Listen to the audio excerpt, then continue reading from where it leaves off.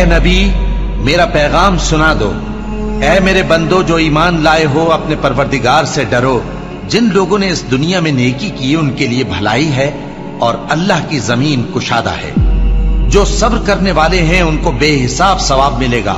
کہہ دو کہ مجھ سے ارشاد ہوا ہے کہ اللہ کی عبادت کو خالص کر کے اس کی بندگی کروں، اور یہ بھی ارشاد ہوا ہے کہ سب سے پہلے میں فرما بردار بن جاؤں۔ کہہ دو کہ اگر میں اپنے پروردگار کا حکم نہ مانوں تو مجھے بڑے دن کے عذاب سے ڈر لگتا ہے۔ کہہ دو کہ میں اپنے دین کو شرک سے خالص کر کے اللہ ہی کی عبادت کرتا ہوں، اب تم اس کے سوا جس کی چاہو پرستش کرو۔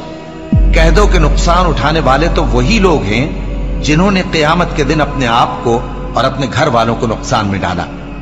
دیکھو یہی سراسر نقصان ہے، ان کے اوپر آگ کے سائبان ہوں گے اور نیچے اسی کے فرش ہوں گے۔